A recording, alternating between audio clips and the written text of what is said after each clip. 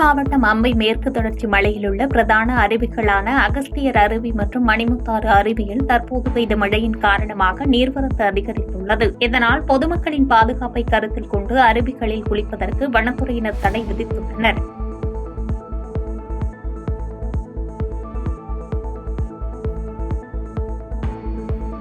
சென்னை தண்டையார்பேட்டை மண்டலத்தில் மாதாந்திர மாமன்ற உறுப்பினர்களுக்கான கூட்டம் மண்டல அலுவலகத்தில் நடைபெற்றது. கூட்டத்தில் 32 லட்சம் ரூபாய் செலவில் முத்தமிழ் நகரில் வெளிப்புற பேட்மிண்டன் மைதானம் கட்டுதல், 6 லட்சம் ரூபாய் செலவில் 36வது வார்டு கவுன்சிலர் அலுவலகத்தை மேம்படுத்துதல், பொது இடங்களில் விதிகள் மீறி குப்பை கொட்டுவதை கண்காணிக்க 7.5 லட்சம் ரூபாய் செலவில் 20 இடங்களில் கண்காணிப்பு கேமராக்கள் அமைத்தல் உட்பட 56 தீர்மானங்கள் மேற்கொள்ளப்பட்டன.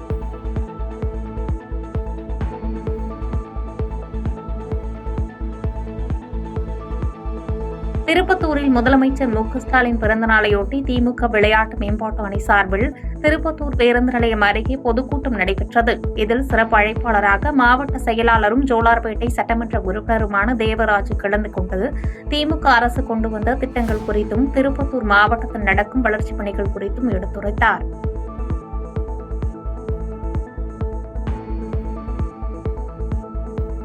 திருப்பத்தூர் மாவட்டம் வாணியம்பாடி அடுத்த தமிழக ஆந்திர எல்லைப் பகுதியான புள்ளூர் பகுதியில் கடந்த 7ஆம் தேதி எருதுவிடும் விழா நடைபெற்றது.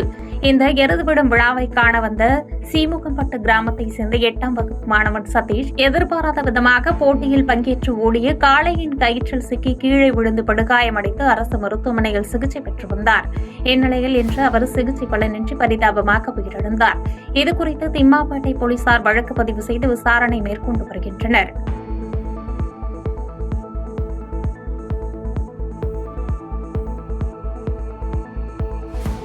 விழுப்புரம் மாவட்டம் செஞ்சி அரசு ஒழுங்குமுறை விற்பனை கூடத்தில் பழுதடைந்த கிணற்றின் அருகே கடந்த 3 நாட்களாக நிறுத்தப்பட்டிருந்த லாரி திடீரென மண் சரிவு ஏற்பட்டு கிணற்றுக்குள் விழுந்தது. இதில் அந்த லாரியில் ஏற்றி வைக்கப்பட்டிருந்த 24 டன் அளவிலான 600 நெல் மூட்டைகள் கிணற்று நீரில் மூழ்கி சேதமடைந்தன.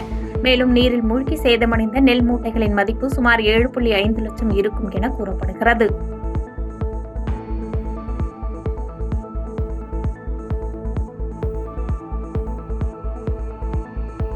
கோவை பொள்ளாச்சியை அடுத்த மீன்கரை பகுதியில் இளைஞர்கள் சிலர் போதை ஊசி பயன்படுத்துவதாக பொள்ளாச்சி மேற்கு காவல் நிலைய போலீசாருக்கு ரகசிய தகவல் கிடைத்தது. இதனை அடுத்து போலீசார் அப்பகுதியில் ரோந்து பணி மேற்கொண்டனர். அப்பொழுது போதை ஊசியை பயன்படுத்திய 7 பேரை கைது செய்த போலீசார் அவர்களிடம் விசாரணை மேற்கொண்டு வருகின்றனர்.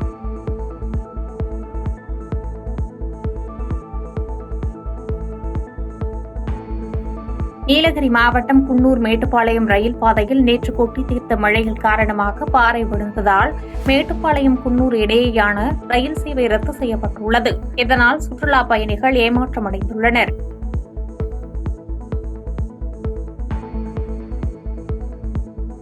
வேலூர் மாவட்டம் காட்பாடி அடுத்த தமிழக ஆந்திர எல்லைப் பகுதியான சின்னகசம் கிராமத்தில் விளைவித்துள்ள பயிர்களை ஒற்றை காட்டு யானை சேதப்படுத்தி வருகின்றன. மேலும் விவசாய நிலங்களை சுற்றி அமைக்கப்பட்டுள்ள வேலிகளையும் சேதப்படுத்தி விடுவதாகவும் இதனால் பல்லாயிரம் ரூபாய் நஷ்டம் ஏற்படுவதாக விவசாயிகள் வேதனை தெரிவித்துள்ளனர்.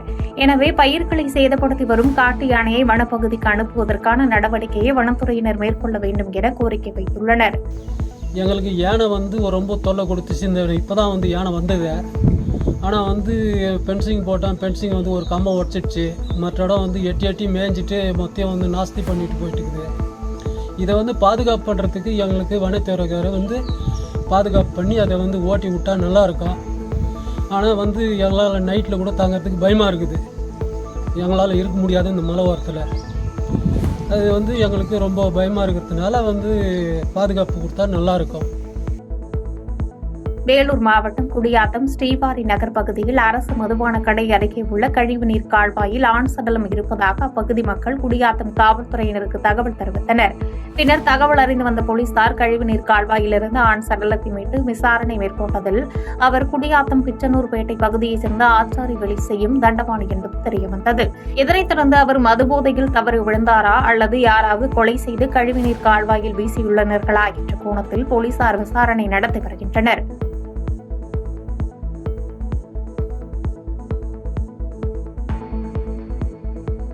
மாசிமக பெருந்திருவிழாவை முன்னிட்டு பெரம்பலூர் துறையூர் சாலையில் அமைந்துள்ள அருள்மிகு அகிலாண்டேஸ்வரி சமேத பிரம்மபுரீஸ்வரர் திருக்கோவிலின் சப்பர திருத்தேர் ஓட்டம் இன்று நடைபெற்றது.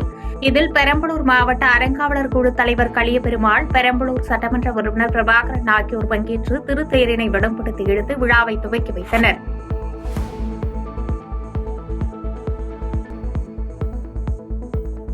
செங்கல்பட்டு மாவட்டம் செங்குந்தர்பேட்டை பகுதியில் உள்ள குடிசை வீடு திடீரென தீப்பற்றி எரிந்ததால் வீட்டில் இருந்த மூதாட்டி வெளியே வர முடியாமல் தீயில் சிக்கி உயிரிழந்த சம்பவம் சோகத்தை ஏற்படுத்தியுள்ளது. தகவல் அறிந்து வந்த தீயணைப்புத் துறையினர் தீயை கட்டுக்குள் கொண்டு வந்த நிலையில் தீ விபத்து குறித்து போலீசார் விசாரணை மேற்கொண்டு வருகின்றனர்.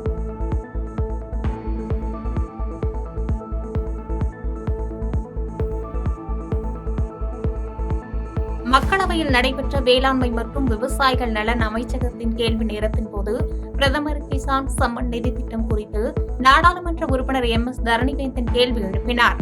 இந்திய அரசு தொடங்கப்பட்டதிலிருந்து 19 தவணைகளில் விவசாயிகளுக்கு ரூபாய் 3.68 லட்சம் கோடிக்கு மேல் வழங்கியுள்ளதாக அமைச்சர் ஸ்ரீ சிவராஜ் சிங் சௌகான் பதிலளித்தார்.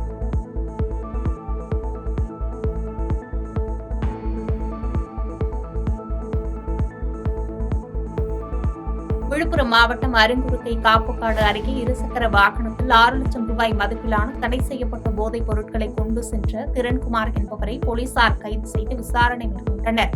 தொடர்ந்து அந்த நபர் கொடுத்த தகவல்களின் அடிப்படையில் சங்கர் என்பவருடைய வீட்டில் காவல்துறையினர் சோதனை நடத்தியதில் விற்பனைக்காக பதுக்கி வைத்திருந்த 7 மூட்டை குட்காவை பறிமுதல் செய்து இருவரையும் சிறையில் அடைத்தனர்.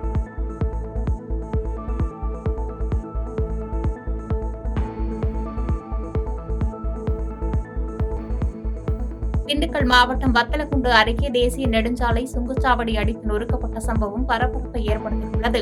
பொதுமக்கள் மற்றும் விவசாயிகள் எதிர்ப்பையும் மீறி இன்று திறக்க இருந்த சுங்கச்சாவடி சேதப்படுத்தப்பட்டது குறித்து காவல்துறையினர் விசாரணை நடத்தி வருகின்றனர்.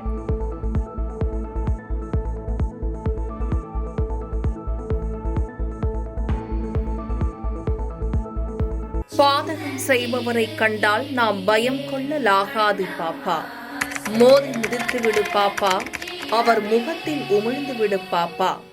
அண்மை செய்திகளை உடனுக்குடன் தெரிந்து கொள்ள இணைந்திருங்கள் எம் நாடு தொலைக்காட்சியுடன்.